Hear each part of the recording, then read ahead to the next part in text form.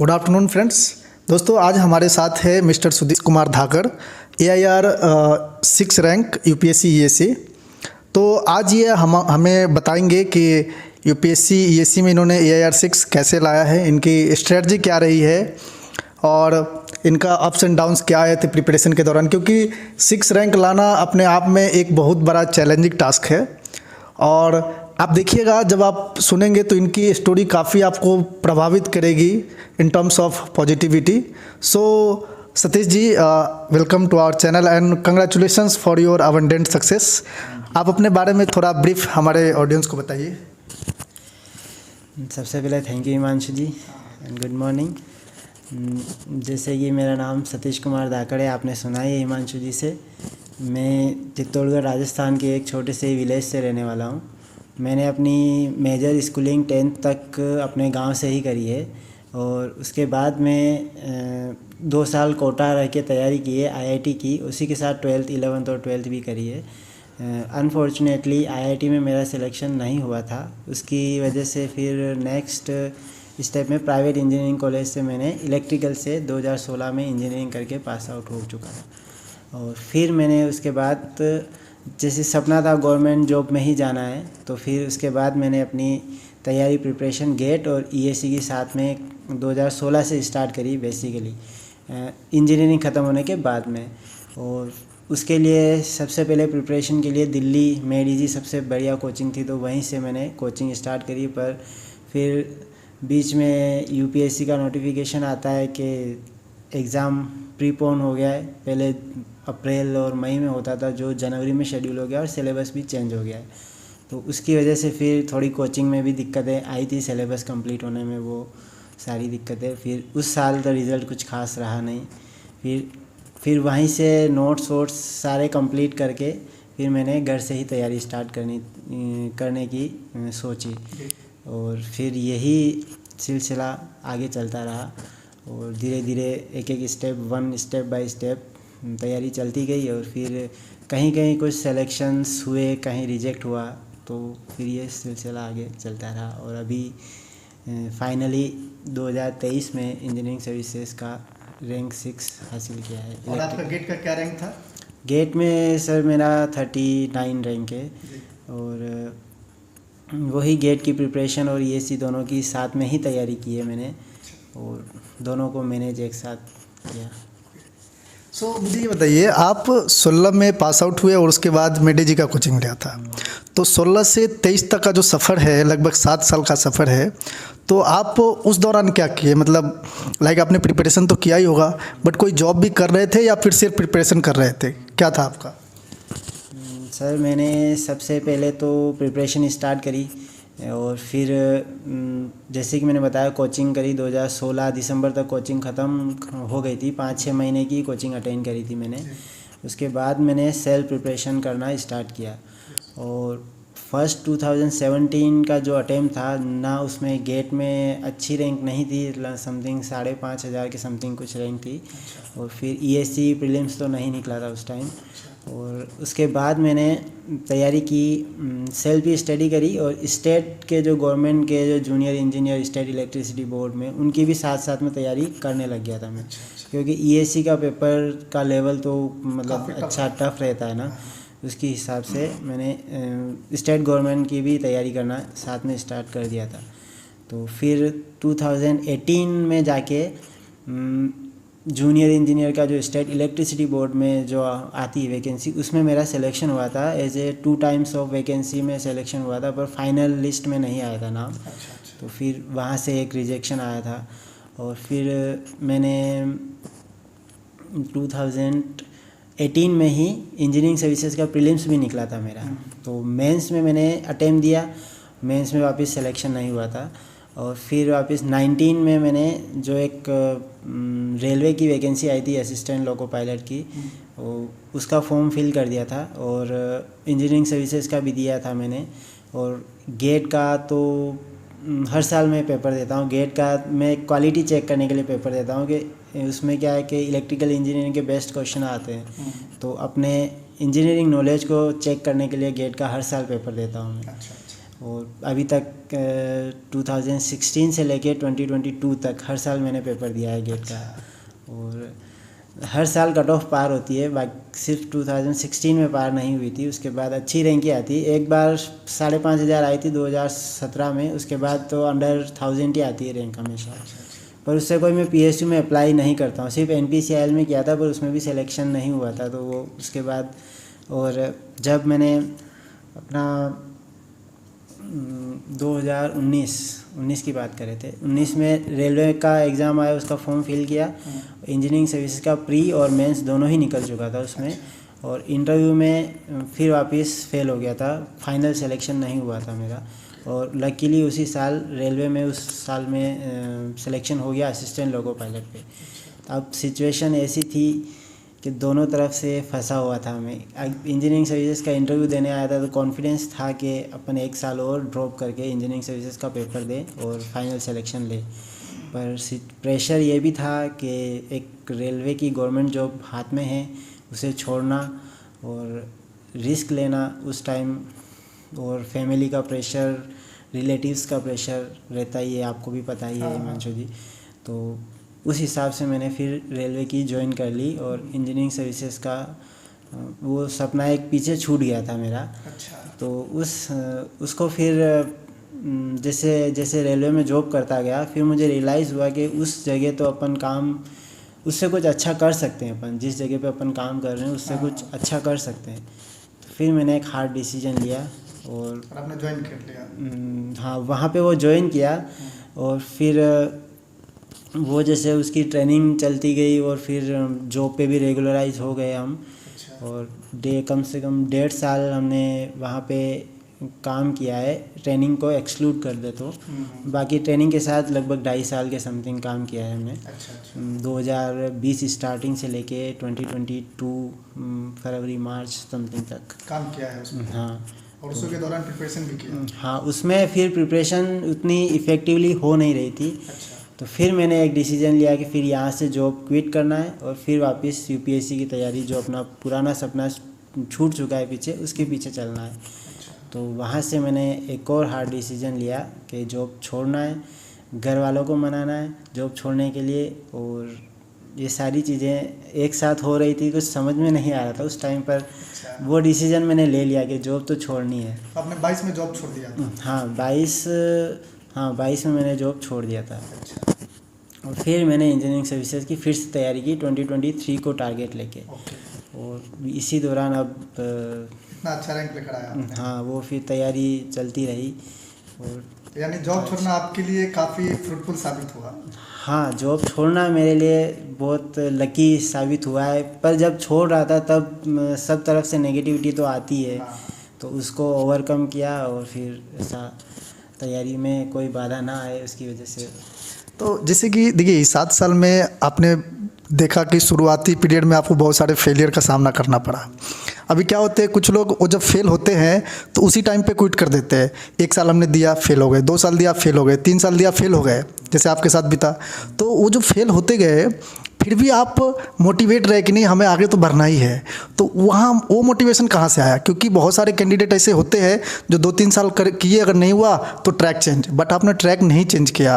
तो ये मोटिवेशन कहाँ से आया कि भाई हमको EAC तो किसी भी हालत में करना ही है? भले आपने लोको पायलट में गया, लेकिन EAC वहाँ पर भी प्रिपेयर करना नहीं छोड़ा।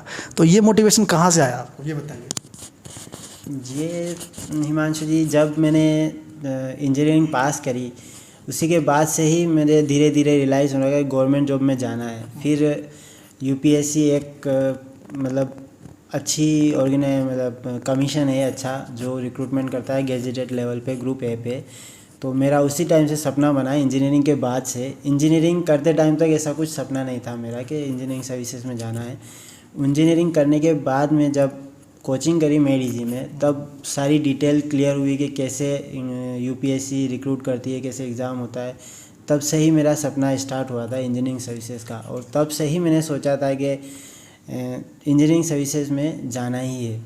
तो जैसे तैसे, और जैसे कि आपको पता है मेरा प्राइवेट कॉलेज से इंजीनियरिंग करी है, तो उतना मतलब डीपली नॉलेज तो था नहीं। फिर धीरे धीरे मैंने अपना नॉलेज इम्प्रूव करता गया, तैयारी करता गया, और जो भी कुछ नए टॉपिक्स आते थे वो पढ़ता गया इंटरनेट किसी की भी मदद से। और धीरे धीरे, और ये जो मोटिवेशन है एक्चुअली में मोटिवेशन आता है अपने बैकग्राउंड से। और फैमिली ने मुझे कभी भी मतलब सपोर्ट करने से मना नहीं किया। जो मेरा डिसीजन होता है मेरे फैमिली मेरे साथ रहती है हमेशा ही। और उन्होंने कभी मुझे ऐसा नहीं बोला कि तुझे जॉब करनी ही है, या फिर तू जॉब क्यों नहीं कर रहा है, लग क्यों नहीं रही, कैसे तैयारी कर रहा है, ऐसा कभी भी उन्होंने मुझे ऐसा रियलाइज़ नहीं होने दिया। हालांकि उनको भी लगता ही होगा क्योंकि फैमिली का प्रेशर, रिलेटिव्स का प्रेशर तो आता ही होगा उन पे भी, पर उन्होंने मुझ पे नहीं आने दिया वो प्रेशर। अपने तक ही हाँ, उन्होंने अपने तक ही सीमित रखा और मुझे ऐसा कुछ फील नहीं होने दिया कि लोग बाग क्या बोलते हैं तेरे लिए या फिर क्या करते हैं, ऐसा कुछ फील नहीं होने दिया। तो वहीं से मोटिवेशन आता है मेनली तो, और पूरा क्रेडिट तो फैमिली पे ही जाता है। हाँ, अच्छा, करेक्ट, फैमिली, पेरेंट्स, गॉड, है ना। तो एनीवे कि अंत वाला तो सब भला बोलते हैं ना। तो आप AIR 6 रैंक लेकर आए ESE में और 39 रैंक लेकर आए, तो आप कैसा फील कर रहे हैं, हमारे ऑडियंस को बताइए ज़रा। जब गेट का रिज़ल्ट आया था तो एक्सपेक्ट नहीं कर रहा था, क्योंकि गेट का पेपर इस साल अनफॉर्चुनेटली बहुत टफ था। और तो वो एक्सपेक्ट नहीं कर रहा था कि मैं 39 रैंक आ जाएगी, क्योंकि मुझे लग रहा था जिस हिसाब से पेपर हुआ है तो 200 के पार या फिर 250 के समथिंग रैंक आएगी मेरी। तो जिस दिन रिज़ल्ट आया, और मतलब मन से इतनी खुशी हो रही थी मुझे कि 39 रैंक आई है अपनी, मतलब, और कहाँ मैं सोच रहा था 250 की समथिंग और कहाँ 39 रैंक, उसमें बड़ा डिफरेंस आता है। तो उस टाइम तो सारे घर में खुशी का माहौल था, और मेरी खुशी तो बयां नहीं कर सकता मैं, और कह नहीं सकता कि 39 रैंक लाके कैसा लगा। और जैसा ही ये इंजीनियरिंग सर्विसेज का रिज़ल्ट आया तब भी UPSC को तो क्या ही कह सकते हैं, अब ये खुशी बयां नहीं कर सकते मुंह पे, मतलब जो आपका शब्दों में। सपना हाँ था। हाँ, एक्चुअल जो सपना था वो पूरा हुआ है, वो भी इतने अच्छे से अच्छी रैंक लाके पूरा हुआ है। तो उसे मुंह से बयां नहीं कर सकते। बस 2 दिन तक तो मैं आपको बताऊं तो खुशी रहा, स्माइल रहती थी मेरे मुंह पे, जो भी है, तो इसे शब्दों में नहीं बयां किया जा सकता।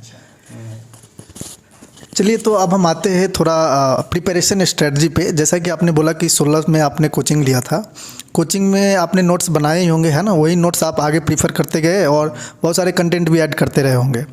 सो आप जब 2022 में जॉब छोड़ने के बाद घर पे प्रिपरेशन करते थे, तो वहाँ पे आपकी स्ट्रेटजी क्या रही, और आपका मतलब शेड्यूल क्या था, रूटीन जो था वो शेड्यूल क्या था, ज़रा हमारे दर्शकों को बताइए।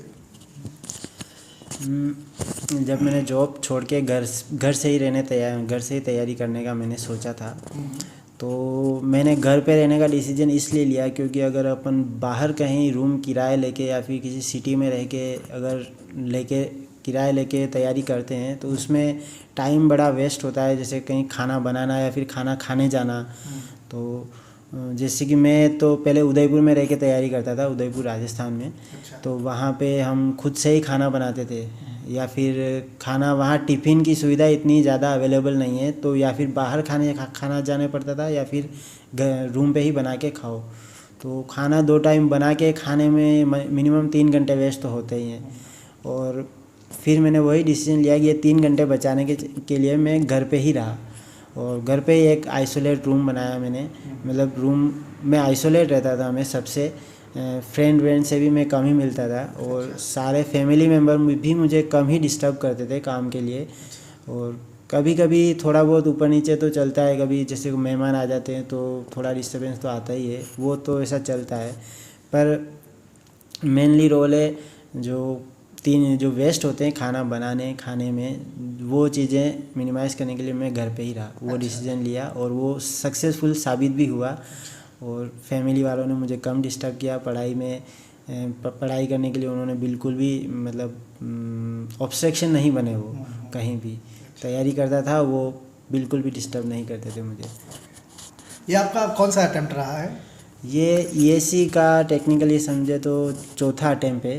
2017 में पहला अटेम्प्ट था मेरा, और 18 में प्री क्वालिफाई हुआ था, 19 में मेंस क्वालिफाई हुआ, और 20 का मैंने अटेम्प्ट दिया था, पर उसमें उतनी प्रिपरेशन मेरी रही नहीं थी, तो वो क्वालिफाई नहीं हुआ। उसके बाद फिर जॉब में कंटिन्यू रहा, फिर अभी 22 में जॉब छोड़ के फिर 23 वाला ये पेपर मैंने दिया है। तो 5th अटेम्प्ट है, पर 22 वाला तो वैसे प्रिपरेशन के साथ दिया नहीं था मैं, मतलब 2020 वाला मैंने प्रिपरेशन के साथ नहीं दिया था, तो वो हो सकता है। वैसे 5th अटेम्प्ट है, बाकी टेक्निकली समझे 4था अटेम्प्ट था।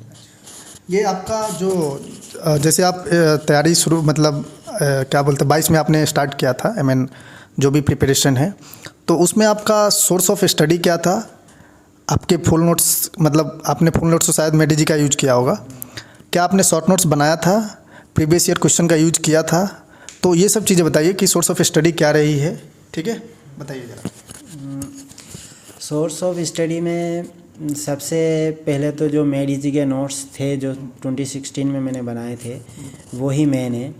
और उसमें जो वो सोर्स मतलब जो नोट्स 2016 के थे तो वो थोड़े पीछे चले गए थे, मतलब जो नए क्वेश्चन आने लग गए थे एग्ज़ाम पैटर्न में।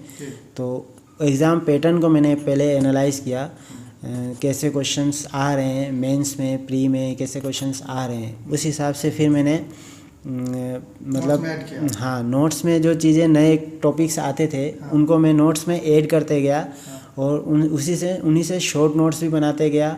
और मतलब जैसे कोई क्वेश्चंस आया, कोई नया टॉपिक आया तो उसके वो मैंने पढ़ लिया, उससे रिलेटेड 1-2 टॉपिक्स और भी पढ़ लिए मैंने और उनको शॉर्ट नोट्स में ऐड कर दिया।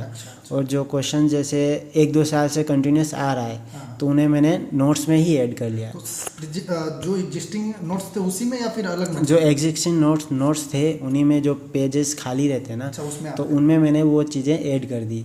और जैसे कुछ सब्जेक्ट मैंने नहीं पढ़े थे जब कोचिंग में, जैसे कम्युनिकेशन थ्योरी है, तो वो मैंने फिर NPTEL जो लेक्चर्स आते हैं IITs के, उससे तैयारी की थी कम्युनिकेशन थ्योरीज़ की।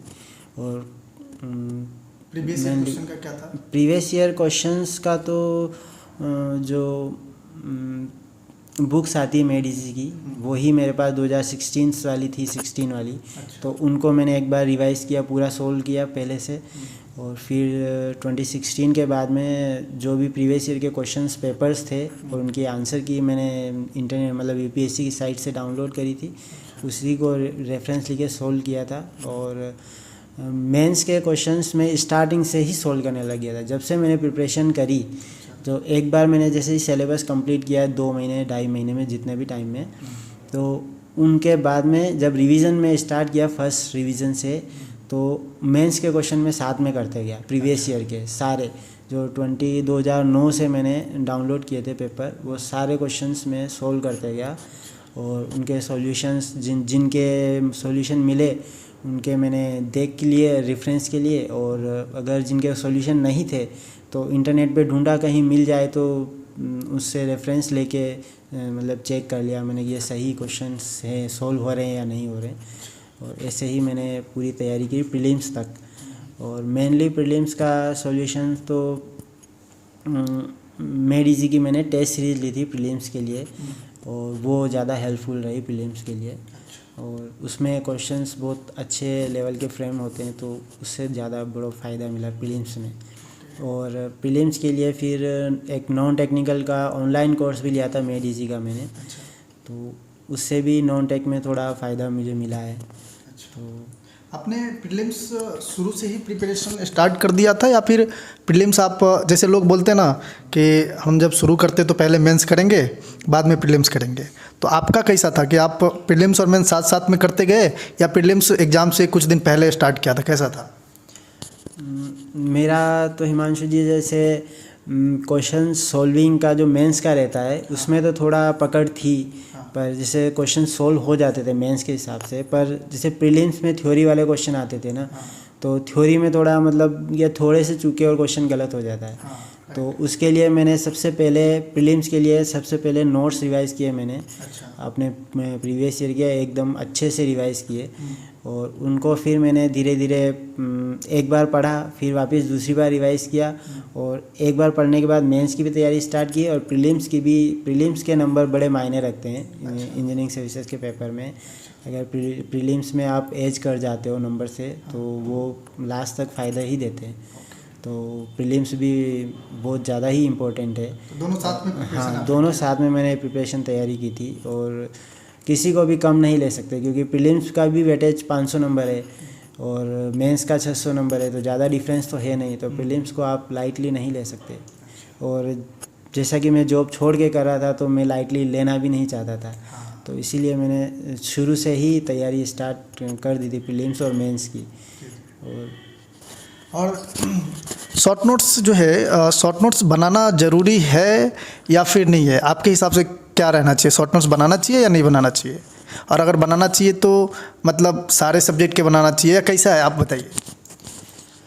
शॉर्ट्स नोट तो जैसे मेरा मानना ये है कि जैसे आपकी ये जैसे इंडिविजुअल पे डिपेंड करता है। किसी को शॉर्ट नोट्स पढ़ के अच्छा याद रह जाता है तो वो शॉर्ट नोट बना सकता है, ऐसी कोई नहीं है। मैंने शॉर्ट नोट्स कम बनाए थे। मैंने जैसे जो नोट्स में है तो वो नोट्स से ही मैंने पढ़ने की कोशिश करी थी। शॉर्ट नोट्स उनके नहीं बनाए थे, शॉर्ट नोट्स मैंने उनके बनाए थे जो न्यू टॉपिक्स कुछ है, जैसे जो टॉपिक्स मुझे बिल्कुल भी नहीं आते या नोट्स में है ही नहीं, तो उन चीज़ों के मैंने शॉर्ट नोट्स बनाए थे। बाकी शॉर्ट नोट्स मेरे हिसाब से तो जो न्यू टॉपिक्स है उनके बनाना सही रहता है। जो नोट्स में है उनके शॉर्ट्स नोट मैंने तो नहीं बनाए थे, क्योंकि मेरा तो ये मानना था कि अगर आप शॉर्ट नोट्स पढ़ोगे तो जैसे मेरा मानना है ये शॉर्ट नोट्स अपन पढ़ेंगे सिर्फ वो एक जो चीज़ अपन ने शॉर्ट नोट्स में लिखी होगी वही पढ़ेंगे, और उससे अच्छा है कि आप नोट्स से वही चीज़ पढ़ो तो उसके आसपास की जो भी चीज़ें हैं वो भी पढ़ने में आ जाती है। एक बार नज़र चली जाती तो वो रिवाइज हो जाती है। वो मैंने स्ट्रेटेजी यूज़ की थी। तो शॉर्ट नोट्स मैंने सिर्फ नए टॉपिक्स के बनाए थे। ओके, सो आप मुझे ये बताइए कि टेस्ट सीरीज का आपने टेस्ट सीरीज किसका किसका ले रखा था और आपने टेस्ट सीरीज को कैसे अटेम्प्ट किया था, ठीक है, इसके बारे में बताइए। मैंने टेस्ट सीरीज़ मेड इजी का लिया था और एक जो प्रीवियस ईयर के पेपर्स आते हैं टेक्स्ट बुक पे, वो सब्सक्रिप्शन था मेरे फ्रेंड का, तो उससे उससे मैं देते रहता था पेपर, वो प्रीवियस ईयर के पेपर सिर्फ। और मेड इजी का टेस्ट सीरीज़ बहुत ही अच्छा रहता है गेट और ईएससी दोनों के लिए, तो उसी से मैंने रेफरेंस लिया था। और टेस्ट सीरीज़ मैंने 2 इयर्स का लिया था, गेट का भी और ईएससी का भी, 2022 और 23 दोनों ही ईयर का ले रखा था, क्योंकि प्लान मेरा स्टार्टिंग से ही था, फरवरी मार्च से ही तैयारी, और टेस्ट भी उसी टाइम से मैंने देना स्टार्ट कर दिया था। तो कोई गलती का चांस कम रहना चाहिए ना सिलेक्शन में, तो मैंने वहीं से शुरू से ही स्टार्ट कर दिया था। वहीं से फिर टेस्ट एक टेस्ट में डेली देता था, चाहे प्रिपरेशन कैसी भी हो, एक टेस्ट में किसी न किसी सब्जेक्ट का डेली मैं देता हूँ, देता था। तो वहीं से टेस्ट सीरीज़ का पकड़ रहा और जल्दी स्टार्ट कर दिया, तो फिर रिवीजन में भी टेस्ट का वो आसानी रहती है। हाँ, बहुत बड़ा रोल हो जाता है, और चीज़ें जितना बार रिवाइज करते हैं तो उतनी याद रहने लग जाती है। तो उसका क्वेश्चन सॉल्विंग में, प्रैक्टिस में बड़ा फ़ायदा मिलता है उसका। तो आपने प्री का भी टेस्ट लिया था, मेंस का भी टेस्ट लिया था, कैसा है? नहीं, मैंने सिर्फ प्रीलिम्स का लिया था। अच्छा। और मेंस का फिर मैंने जैसे मेड इजी की टेस्ट सीरीज़ की पीडीएफ्स आती हैं, तो मैंने शॉप से मंगा ली थी और फिर उनका प्रिंट निकलवा लिया मैंने, सिर्फ क्वेश्चन का, और सॉल्यूशन तो मोबाइल में पीडीएफ में थे ही। मैंने मेड इजी का पिछले 2018, 19, 20, 21 और 22 5 साल की मैंने वो टेस्ट सीरीज़ का मेंस की टेस्ट सीरीज़ मंगाई थी, जिसमें से मैं मेंस के लिए वो सफिशिएंट है मेंस की तैयारी के लिए। अच्छा। आपको उनसे बाहर क्वेश्चन नहीं जाता है, मेरा ये मानना है। तो आपका 90% चांस तो हो जाता है कि अगर आपने वो सोल्व किया है तो सिलेक्शन अच्छे से सोल्व किया है तो सिलेक्शन होने के चांसेस बढ़ जाते हैं आपके। तो मैंने वो सारे जैसे 18, 19, 20 और 21 ये 4 साल के तो मैंने सारे ही सोल्व किए थे। अच्छा। और 20 के टाइम कम रह गया था तो फिर 2-3 टेस्ट ही सोल्व कर पाया फुल लेंथ वाले, और यही है। बाकी मेंस का तो सारे वो टेस्ट सीरीज़ बड़ा फ़ायदा दिया है मैंने, जो तो आपने ऑनलाइन नहीं लिया था, आपने ऑफलाइन मंगवाया था, राइट? ऑफलाइन मैंने घर पे मंगवाया था। हाँ। घर पे ही मैंने प्रिपरेशन करी थी। जी जी। ऑफलाइन की जैसे पीडीएफ निकाल के घर पे ही मैंने तैयारी की। हाँ। घर पे ही एक टेस्ट में डेली का सोल्व करता था। हाँ। और उसी को मैं इवेल्युएट भी करता था, मैं खुद ही इवेल्युएट करता था, और अच्छा। जैसे बड़ी ही टाइट मार्किंग से इवेल्युएट करता था मैं खुद। अच्छा, कंजूसी करके। हाँ, बड़ी कंजूसी करके, जैसे नंबर बहुत ही कम देता था। जैसे पूरा क्वेश्चन भी सही है तो भी राइटिंग के 4-5 नंबर काट लिए, ऐसा सारे। बट जब आप खुद करते थे और खुद कंजूसी करके करते थे, तो कोई अगर कंजूसी करता है और ईमानदार है तो ऑब्वियसली थोड़ा नंबर कम ही देते हैं। तो उस कंडीशन में फिर आप अपने आप को मोटिवेट कैसे कर पाते थे? क्योंकि होता है ना, जब हमारे मार्क्स कम आते तो हम डिमोटिवेट हो जाते हैं, फ्रस्ट्रेट हो जाते हैं। तो वैसे कंडीशन में कैसे आप अपने आप को मैनेज करते थे? जैसे क्वेश्चन को इवेल्युएट करने की तो कोई दिक्कत नहीं होती थी, क्योंकि मेड इजी के जो सॉल्यूशंस रहते थे उनको रेफरेंस में ले लेता था। तो उन्हीं के हिसाब से उनको रेफरेंस लगे, जैसे कितनी गलतियां अपने से क्वेश्चंस में हुई हैं, मैं उनको इवेल्युएट करके नंबर माइनस करता था, उनके नंबर काटता था। तो फिर वही से रेफरेंस मेड इजी का लिया, उनको काट दिया नंबर। जैसे थोड़ा बहुत गलत हुआ, आंसर गलत आए, या फिर थोड़े से अपने स्टेप्स कम रहे, तो उनसे मैं नंबर काट लेता था उनके थोड़े बहुत। और उन नंबर से एक्चुअली फ्रस्ट्रेशन नहीं आता था, क्योंकि मोटिवेशन मिलता था अपने को, यहाँ से ये गलती हो रही है, गलती पकड़ में आती थी वो अपनी, कि अपन कहाँ गलती कर रहे हैं। उसको फिर नेक्स्ट टेस्ट में मैं वो सुधारने की कोशिश करता था।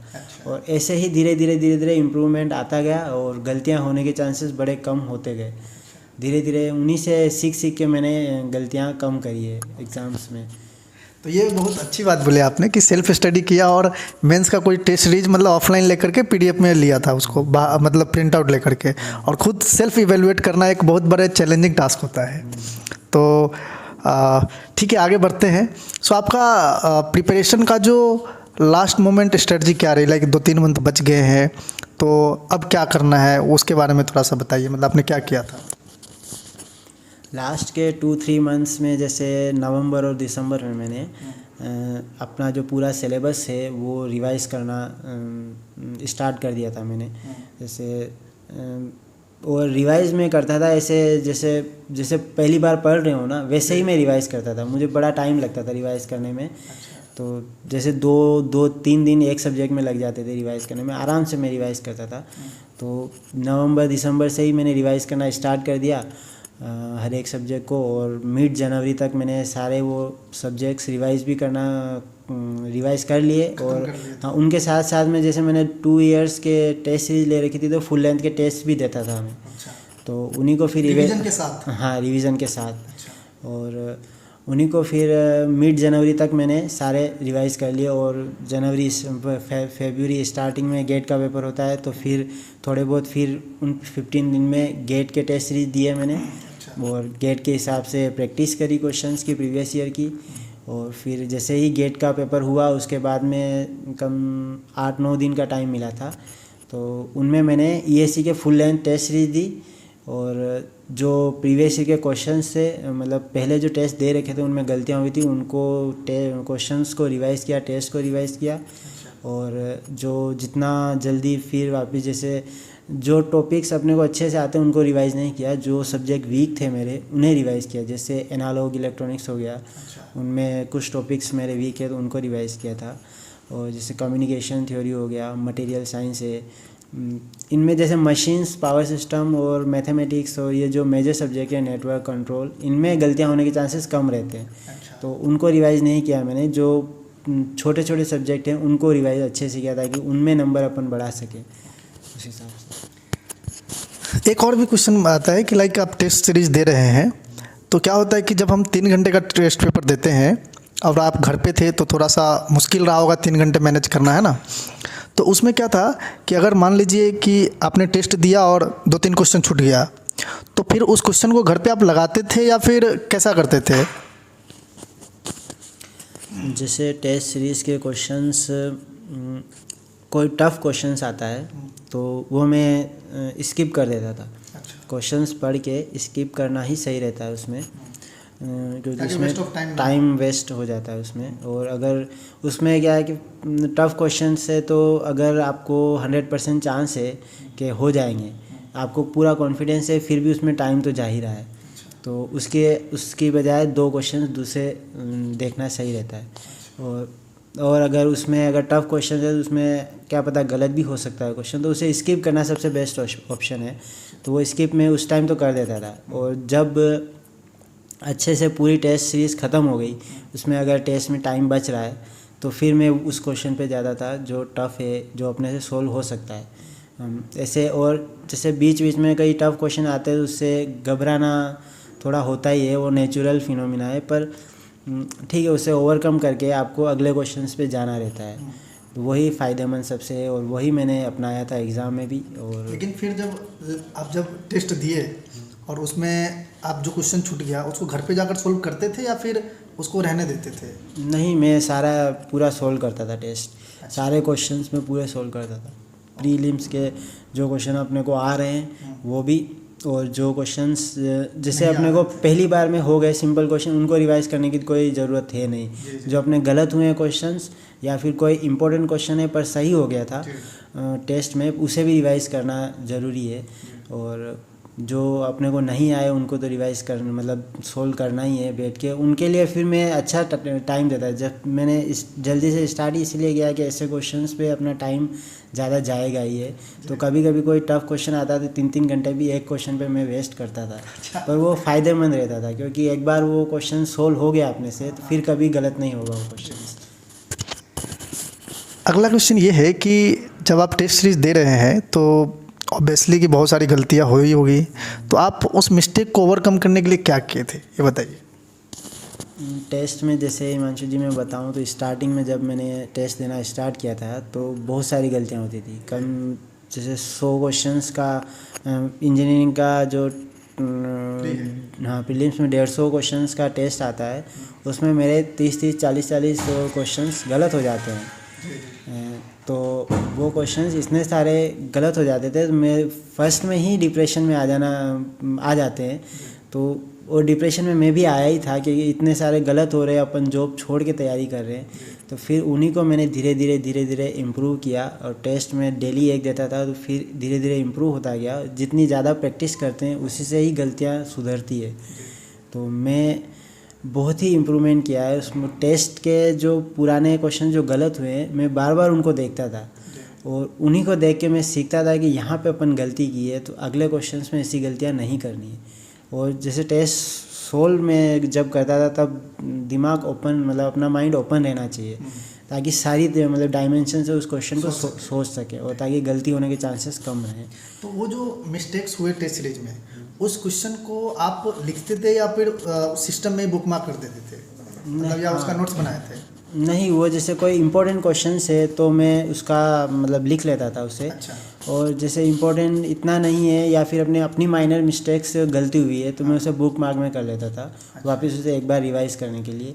और जैसे कोई इम्पोर्टेंट कंसेप्ट का है, अपने को वो चीज़ पता ही नहीं है तो वो उसे मैं शॉर्ट नोट्स में लिख लेता था। अच्छा। और फिर उसे वापस नेक्स्ट टाइम अगर ऐसे टाइप का कोई क्वेश्चंस आए या फिर कुछ भी आए तो प्रैक्टिस होने से ही नए क्वेश्चन सोल्व होने की एबिलिटी इंप्रूव होती है। लेकिन जब जैसे कि क्या होता है सिली मिस्टेक होते हैं, प्लस का कहीं पे माइनस हो गया, कहीं पे 4 लिखना था कहीं पे 5 लिखा गया, तो इन सब माइनर मिस्टेक को आप क्या करते थे? मतलब नोट डाउन करते थे या फिर अगर मान लीजिए किसी क्वेश्चन में आपने ये गलत कर दिया है तो उसको क्या करते थे? आप लिखते थे, बुक मार्क करते थे? और मान लीजिए आपने बुक मार्क कर दिया तो नेक्स्ट टाइम जब जाएंगे देखने तो ऐसा तो आपको पता नहीं रहेगा कि हमने उसमें प्लस से माइनस किया था, तो उन चीज़ों को कैसे आपने ओवरकम किया या फिर उसके लिए क्या करते थे? वो चीज़ें तो प्रैक्टिस से ही होती थी। अच्छा। और मैं बुक मार्क इसलिए करता था कि जितने ज़्यादा क्वेश्चन अपने को दिखेंगे, अपनी इतनी ज़्यादा गलतियाँ हुई है उतनी ही ज़्यादा अपन कॉशियस रहेंगे और उतनी ही ज़्यादा मेहनत करेंगे वापस अपनी गलतियाँ सुधारने में। तो इसीलिए मैं बुक मार्क में जितने ज़्यादा क्वेश्चन हो सकते थे उतने करता था ताकि वो देख के अपने को लगे कि इतनी अपनी गलतियाँ हो रही थी, इसे इम्प्रूव करना है। तो ताकि मोटिवेशन बना रहता था उसी से ही, और एक सेल्फ मोटिवेशन की ज़रूरत तो रहती है। तो नेक्स्ट क्वेश्चन है कि जैसे आप जब सेल्फ स्टडी करते हैं तो आपके पास बहुत सारा डाउट आता है ना, तो उस डाउट को क्लियर करने के लिए आप क्या करते थे? मे भी प्रीलिम्स में आए होंगे, मेंस में आए होंगे, मतलब कोई भी क्वेश्चन में डाउट है तो उस क्वेश्चन को आप कैसे ओवरकम करते थे? क्योंकि जो भी हम प्रिपरेशन करते हैं सेल्फ स्टडी में सबसे बड़ा चैलेंज यही रहता है कि हमारा डाउट को ओवरकम किया जाए, तो वो कैसे करते थे? जो अपने डाउट रहते हैं उनको, जैसे थ्योरेटिकल कोई डाउट है तो उसे तो मैं इंटरनेट से रेफरेंस लेता था, इंटरनेट पे सर्च करता था, उससे 4-5 वेबसाइट सर्च करके देखता था। अगर NPTEL पे मिल जाता है वो तो वो सबसे बेस्ट ऑप्शन है। अगर वहाँ नहीं मिलता है तो मैं इंटरनेट पे सर्च करता था उससे, और वही चीज़ें फिर मैं नोट्स में नोट डाउन कर लेता था, शॉर्ट नोट्स में, ताकि अगली बार जो भी कोई दिक्कत आए तो वो उससे रेफरेंस ले सकें। और ऐसा कोई डाउट अपने को मतलब ऐसा कोई बच्चा नहीं था जो क्लियर नहीं हुआ? नहीं, जैसे हाँ वो थ्योरेटिकल वाला इंटरनेट से मैं कर लेता था, जो न्यूमेरिकल वाले आते थे ना, उससे मैं सेल्फ सोल्व करने की कोशिश करता जहाँ तक हो सकता है। आप जैसे एक क्वेश्चन आ लिया किया है अपन ने, तो उसमें अपने को डाउट आ रहा है, तो दूसरे दिन फिर वापस फ्रेश माइंड से उसे सोल्व करने की कोशिश करता था। तो जब तक सोल्व नहीं होता है तो मैं बहुत ज़्यादा प्रैक्टिस करता था उसकी, न्यूमेरिकल्स की। जो मेंस में क्वेश्चन आते हैं उनमें दिक्कत आ जाती थी, तो वो उसको मैं सेल्फ सोल्व करने की कोशिश करता था। नहीं होता है अपने बहुत ट्राई करने, उसके बाद में उसे इंटरनेट पे सर्च करता था और मिल जाता था। हाँ, वो मोस्टली क्योंकि प्रीवियस ईयर के क्वेश्चंस रहते हैं तो मिल जाते हैं वो इंटरनेट पे, तो वो उससे कोई ज़्यादा मेजर दिक्कत नहीं आती, इंटरनेट पे सारी मिल जाती है, तो वहाँ से मैं रेफरेंस ले लेता था। अच्छा, एक चीज़ जैसे कि आप 2022 में शुरू किए तो आपकी शायद शादी भी हो गई थी। मैंने सुना कि आप शादी भी किए थे। कब किए थे आप शादी?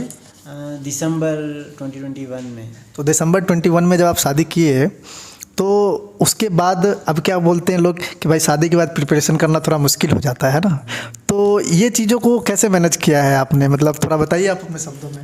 हाँ, ये तो है ही, लोग बाग बोलते ही हैं कि शादी के बाद तैयारी करना बड़ा मुश्किल है, और जॉब छोड़ना भी, मैंने जॉब भी शादी के बाद ही छोड़ी थी, तो जॉब छोड़ना भी बड़ा मुश्किल है।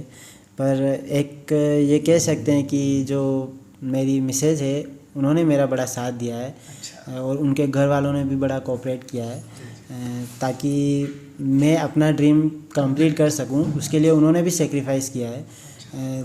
और ये है कि जॉब छोड़ने का डिसीजन मेरा था, और मुझे उससे ही, जिस चीज़ के लिए मैं छोड़ रहा हूँ उससे मुझे साबित करना ही था। तो वो है, और घर वालों ने साथ दिया ही था, और मिसेस ने मेरा बड़ा ही साथ दिया है, क्योंकि उनका साथ नहीं रहता तो हो सकता है मैं अगर नहीं हो पाता, इंजीनियरिंग से विशेष क्वालिफाई नहीं कर पाता। वो मेजरली रोल उन्हीं का है।